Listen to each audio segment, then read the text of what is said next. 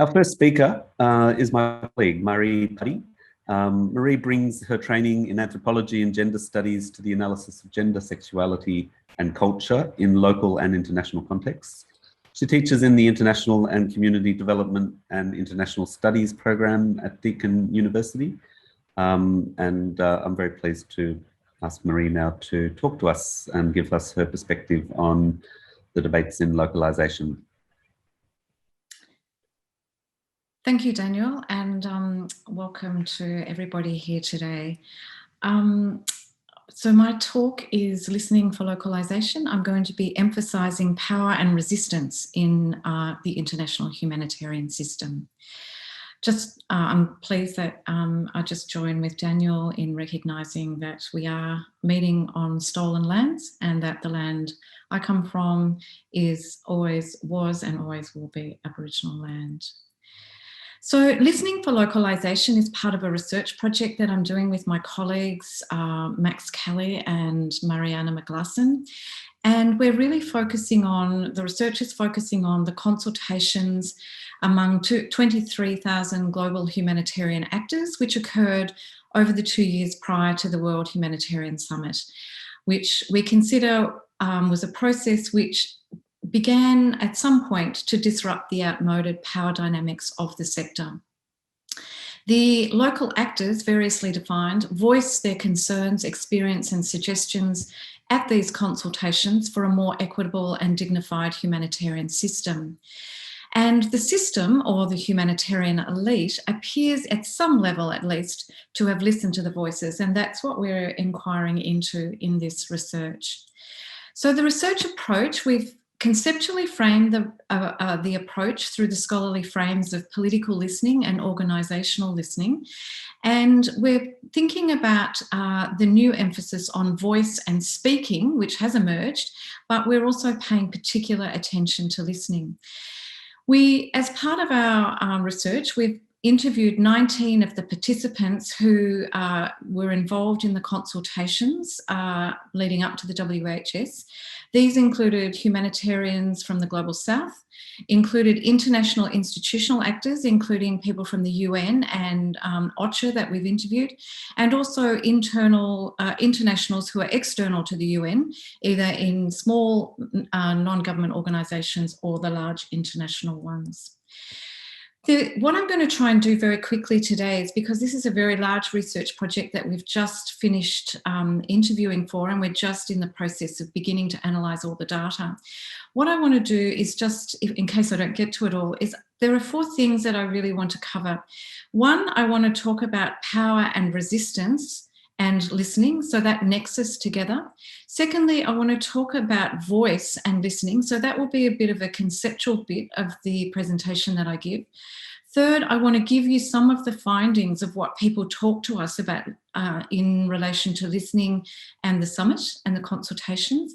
And just in case I don't get to it, I want to just throw out this proposition, which we're just thinking through. We haven't settled on anything, but that localisation, in a sense, from the centre has been a strategy for unhearing. And the grand bargain has been, perhaps could be seen as a tactic of that unhearing. So that's the proposition to think through as I go. The international humanitarian system is facing what some have called a system-wide existential crisis, with this growing disconnect between those who define and design the system and the millions of people affected by the crises that the system seeks to serve. And it's largely agreed that while there have been some improvements in the system's competence and professionalism, there is markedly little progress in partnerships with and accountability to local populations.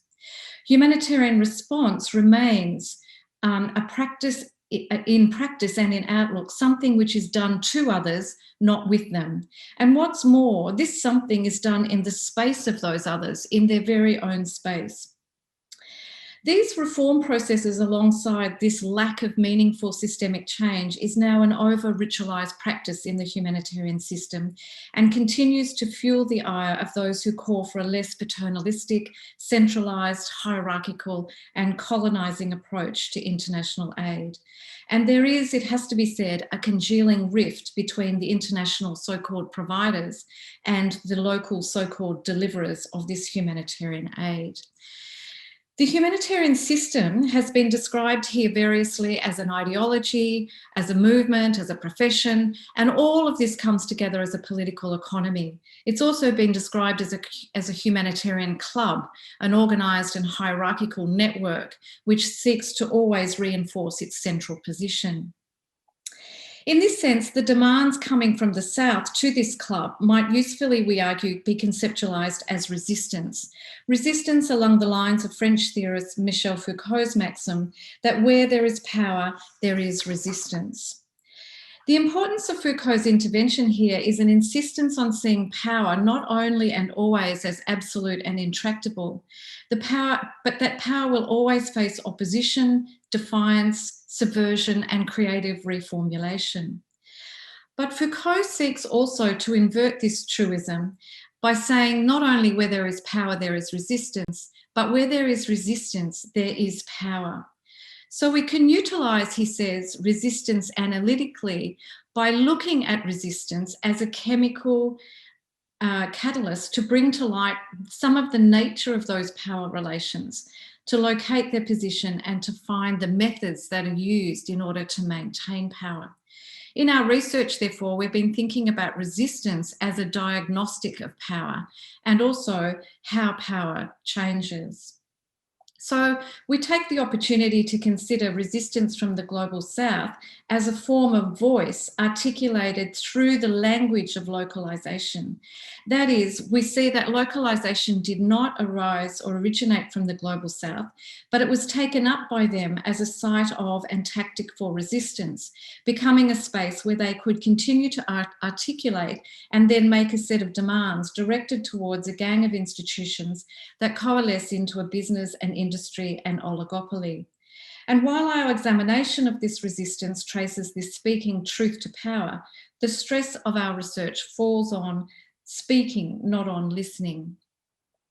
Ours is not talking about what ought to be done or how to listen better, but more talking about what is actually happening, looking at resistance, what is actually happening. To begin, though, a sample of how the system is experienced pervaded many of our interviews, and people told us a lot about their experiences. For example, a Syrian humanitarian active in a community health organisation recalled that for Syria, not a typically poor country, the international humanitarian system was entirely alien to them. He described his first encounters with the system by invoking an image of a kind of alien spaceship touching down on them.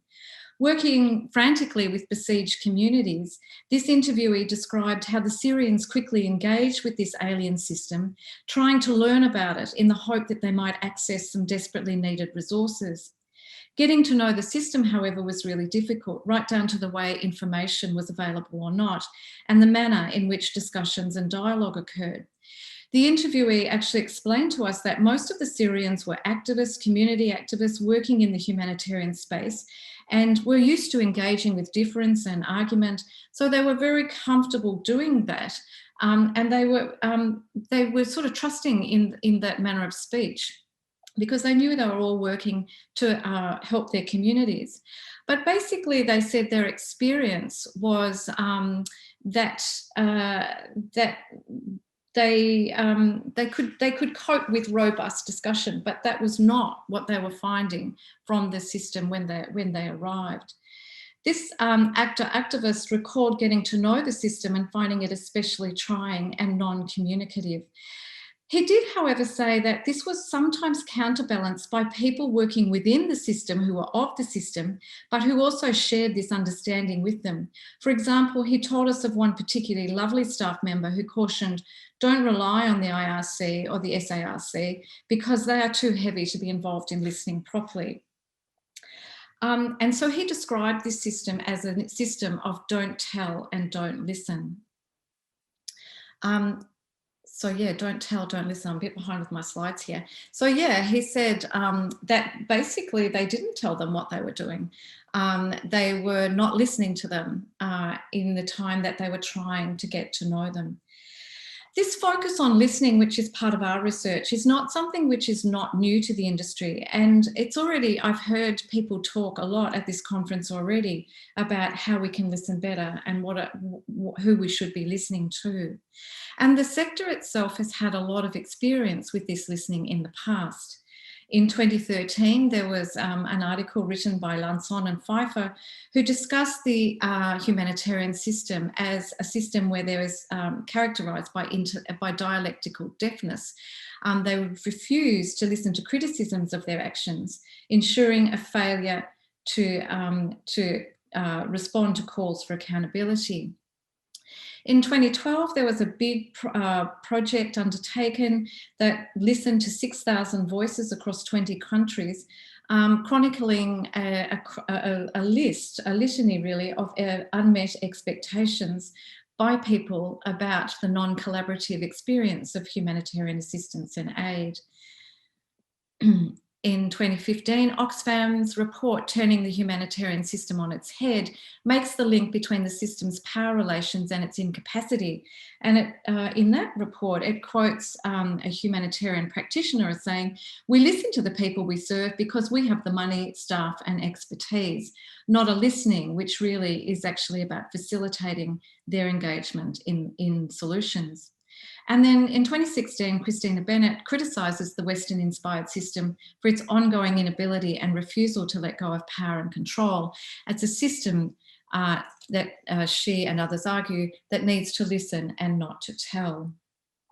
So the demands for greater localisation of control and resources from people can be, as we say, understood as resistance that is challenging this very centralisation of power in the international humanitarian system. And this allows us to look at these micro processes of power and these macro processes. So we're looking at the big processes, but we're also looking at the smaller processes that we found operating in the system that keep these power relations in place. So the consultations were really about giving voice, and that's what it was promoted as, and giving voice to previously excluded voices or voices that wanted to be heard. And this idea of giving voice has been the subject of a whole body of scholarly and political work, particularly around the end of the last century, and important work by feminists and particularly post-colonial activists and theorists. Gayatri Spivak, for example, has claimed that this whole lack of voice results in an ongoing epistemic violence against women and people of colour who are mostly spoken for and spoken about. They're not represented themselves and they're not able to self-represent. And this emphasis on voice has been mostly about speaking back to the empire, speaking back to patriarchy. But the work also points to some of the impossibilities of this strategy, because when people do speak, they must speak through the discursive representations that dominate or oppress them. Speaking back, but only through the existing languages and discourses that catch them up. For example, in humanitarianism, people were able to speak, but speak only as locals or speak only as people from the global south. So already there's an impossibility of them speaking on their own terms. Sorry, Maree, just to give you a 3-minute sort of warning, not to oppress you. Okay, so I'm going to skip now because I've got a lot of stuff here on listening. I'm going to skip to the some of what people actually said, because the listening was quite difficult. So there was some optimism. Those who were organising it said the challenge was to make sure the international community doesn't dominate. They also said that they asked for what would be successful, and basically people were told that we really want this dynamic voice space where people are actually arguing and disagreeing with each other. And we then had people from from international NGOs who talked to us and said that the consultations were really important because this frustration that's been pent up for years and years was getting a credible platform. But one of the people said that, you know, they were really excited because this was people working in NGOs, that they realised that what was happening was that there was an appalling inability to listen to people. Then people from the UN actually said they thought, oh, this is going to be just another talk fest. But they said they were told that they had to actually really engage in this process and that they needed to be completely there and to identify what the pain points in the system were. People from the Global South, however, were not so optimistic and excited, but they were cautiously involved, but they had some skepticism. As one of them said to us, they go into these places with already their bodies remembering the history of their own experiences of the humanitarian system. People who've experienced racism, constantly fighting and constantly being mocked. And really their memory of this as just the racism and vitriol that informed their understandings of the system. Another one said, I'm taking that they took this with them, that they vividly remember that each speaking place that they've been at is basically dominated by the minority, dominated by the white people speaking, that they were the talkers and that the locals were the listeners, and that was what they took with them. So they were cautious, but they were, and sometimes a little optimistic, but they carried that skepticism with them. And then as the momentum started to grow, basically there was a little bit of a problem with some of the hearing. And then what happened was that some of the people from the UN started to tell us that what they were being told was, and that what they were experiencing is that perhaps we're being too consultative. We're listening to too many voices. We need to make sure that we have an outcome which our member states are going to support. And that basically we hit this rock, that we're not going to touch coordination, we're not going to change, it's too toxic because we don't know what will happen if we change, which is code for saying we don't want the system to change. Basically what happened was there started to be then this sort of patronising sense of, okay, we know what we've been saying, this is a great process, but there's no way that local actors can take a proactive role in the system. And then these technologies, microprocesses of muting, we love all these things, but it's never going to happen. Very dismissive and very paternalistic.